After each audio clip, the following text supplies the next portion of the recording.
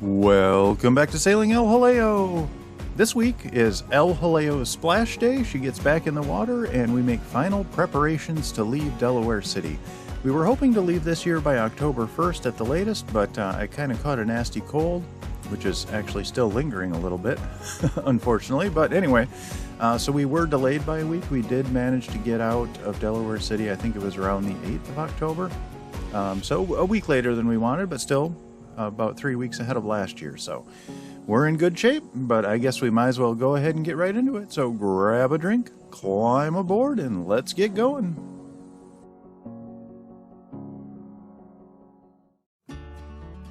El Jaleo Splash Day was scheduled for the 5th of October, which I believe was a Thursday. And if the wind and weather held as projected, we were hoping to leave the following Monday.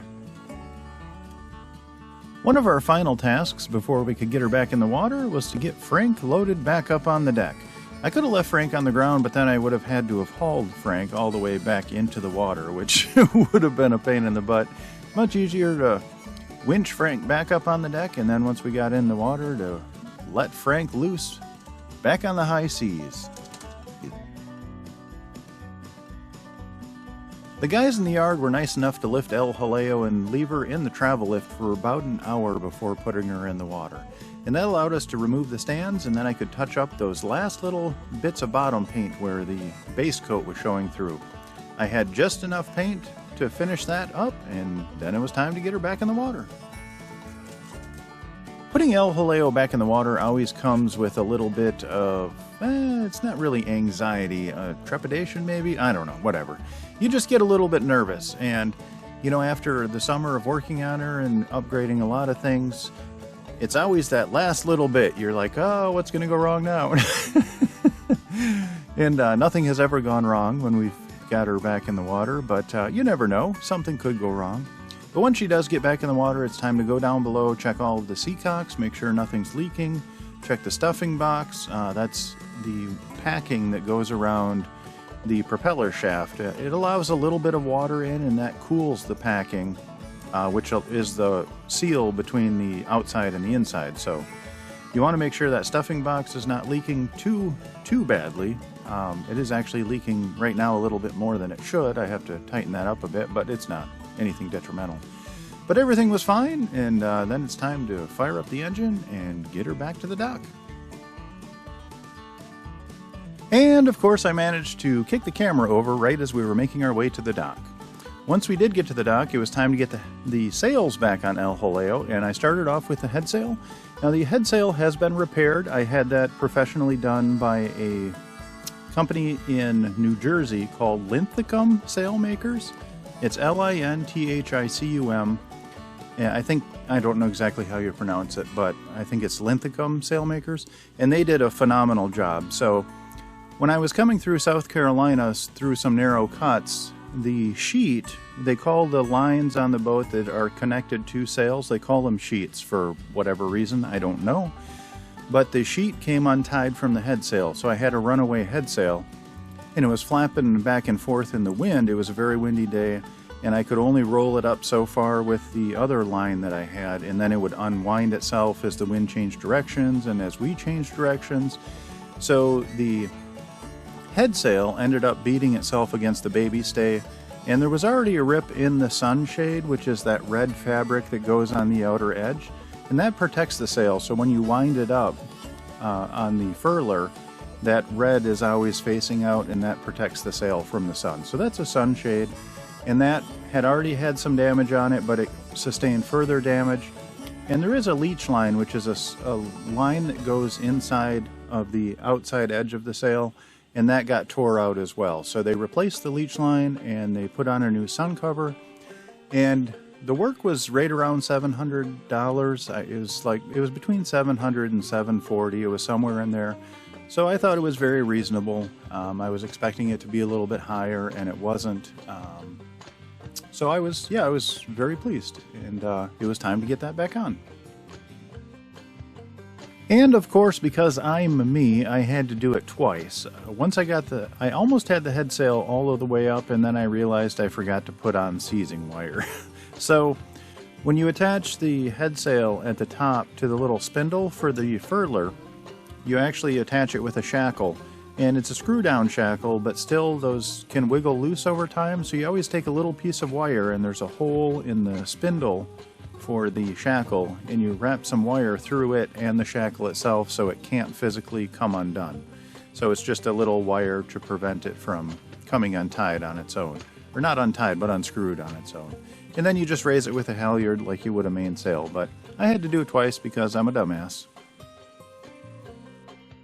After getting the headsail up and tying off the halyard, I got the two sheets, the port side sheet and the starboard side sheet, through their respective blocks, and blocks are just pulleys that are attached to the deck, and then I tied them off in figure eights. So if or a stopper knot it's sometimes called, and that is so the sheets can't come free of the blocks. If a sheet actually pull out of the block or the pulley, those sheets are long enough, if they're in the water, that they can reach the propeller. So you never want that to happen. So you always tie stopper knots in your sheets so they can't come out of the blocks, and therefore they won't end up in your prop, which I've had a problem with in the past. Yeah, sure, it was my dinghy painter, not a sheet, thankfully, but still, I've got stuff stuck in the prop before. So. But anyway, so I got the two sheets attached, and then I could roll up the headsail. Hey y'all, today is, I believe, October 8th. It's a Monday. Maybe it's the 9th, I'm not sure. But we are finally going to be leaving tomorrow.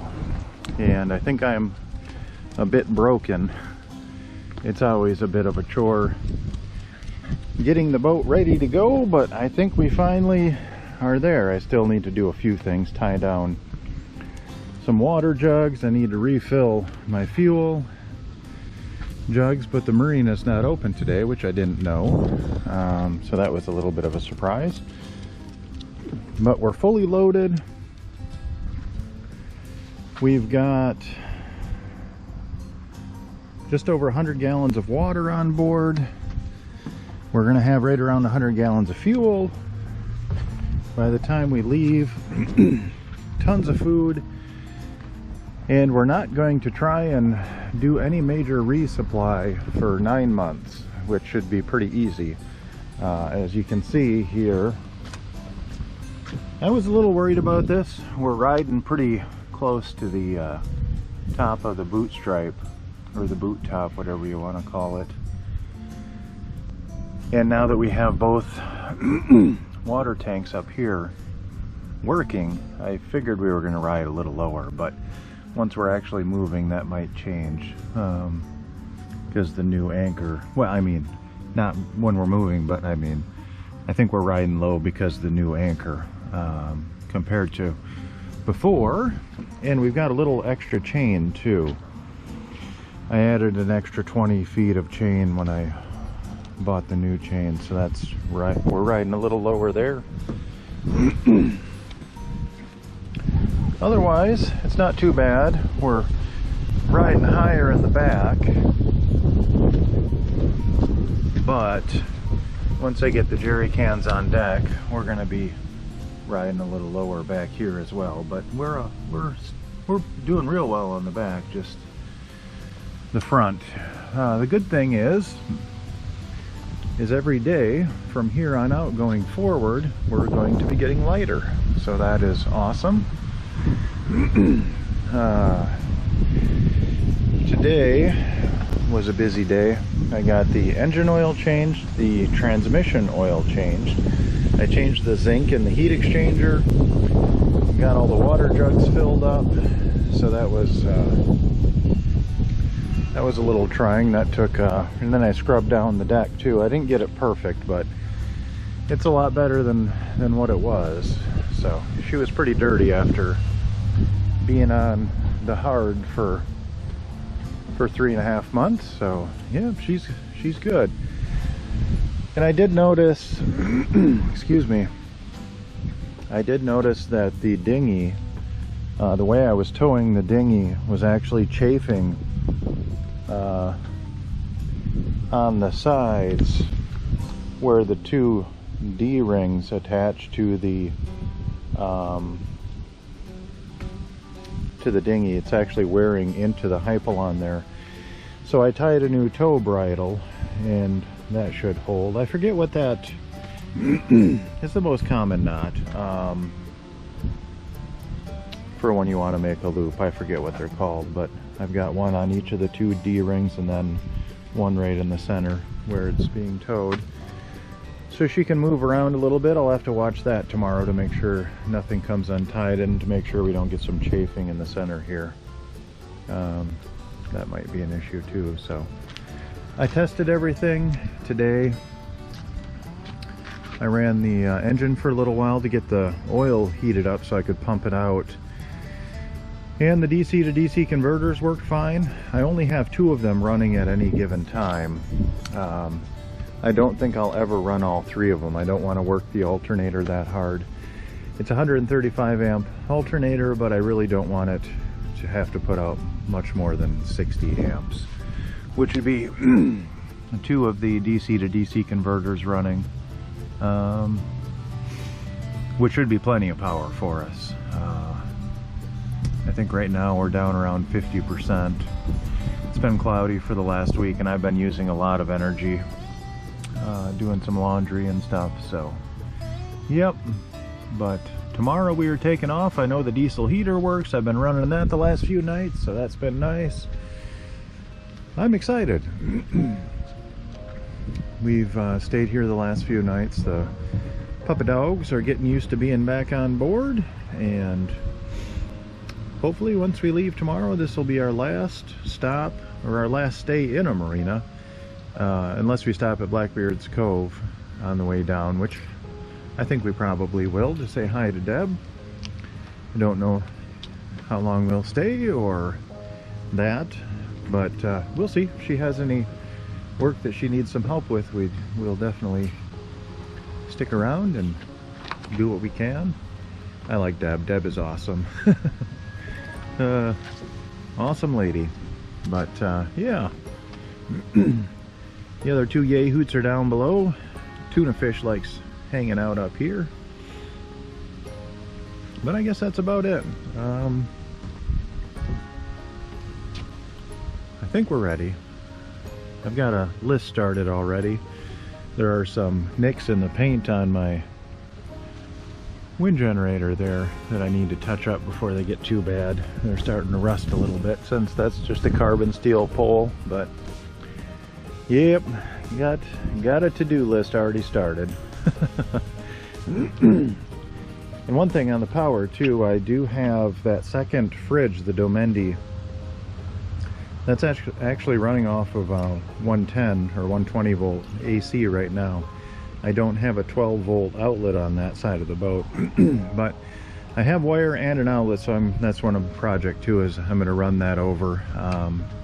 Right now I'm actually running the big inverter to keep that fridge going, and that inverter uses around 30 watts just by itself, so that'll cut down on our energy use too when I can run that new power line. So alright, I have a tendency to yak too much, but yeah, the wood looks good.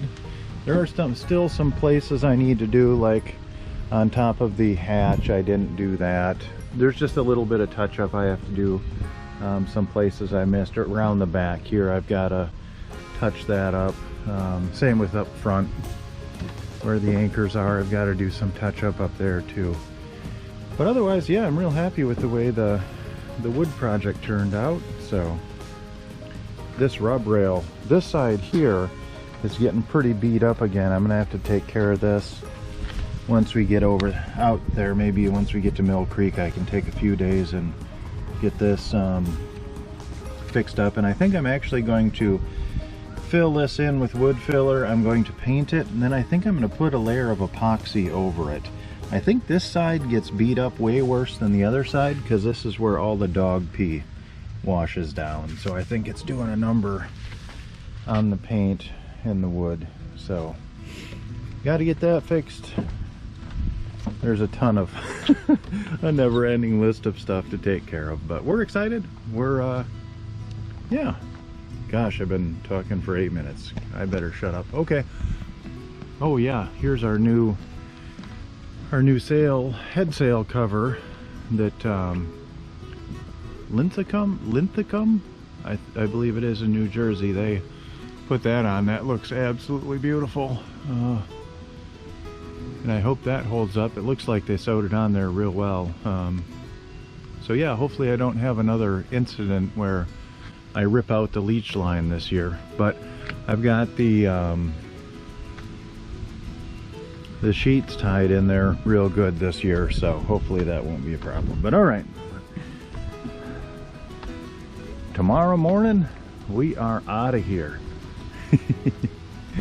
Hope y'all are well, and we'll see you in Florida. No, just kidding. We'll definitely talk before then, but weather's not too bad. It is getting cool, especially at night. So I think this year I'm leaving at least a month, or right around a month earlier than last year, so that's good. We'll get a little better weather on the way south. So alrighty, I know. All right, talk to you later. Bye-bye.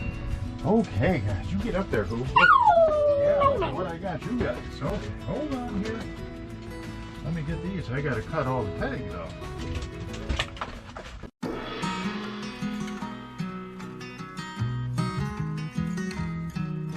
I walk to a river I cannot swim across.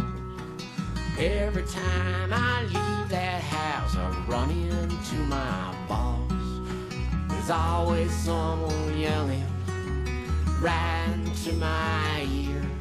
So I guess it's time for me to get up and get out of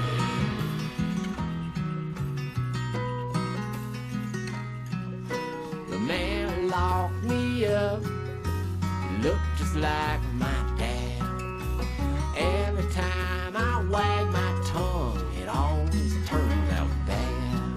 And the TV keep on telling me that I should live in fear. I guess it's time for me to get up and get out of here. I guess it's time for me to get up and get gone. The killers came to do their worst and I fall down long. I followed right behind them, my dear. I don't know where you go when you go on a trip like that. Always make me circle round like a rabbit around the track. There's water in the mountain streams, it runs by cold and clear. I guess it's time for me to get up and get out of here. A man came through with a pick and a shovel and his heart pulled back like a trigger. He held the place till he met his grace and he went to the highest bidder. Sometimes this walk goes away and gets buried in the snow. Sometimes she will go away and she's someone I don't know. Well, maybe I'll be back around and see you sometime next year. I guess it's time for me to get up and get out of here. I guess it's time for me to get up and get out of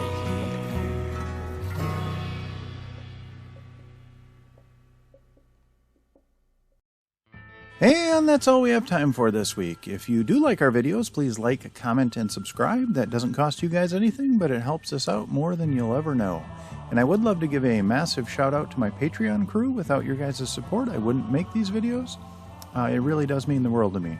And my Patreon crew is Joan and Judy Judnick, Val and Chris Alcorn, Denise and Eli Sackett, Sherry Erickson, Deb Shaw, and Matthew Spotten. Thank you guys so very much. I do have one legacy patron member. Her name is Joan Linbo, and unfortunately she has passed on, but she lives on in our hearts forever. We miss you, Joan. Well, I guess that's it for this week. I hope you all have a good one, and we'll see you next week.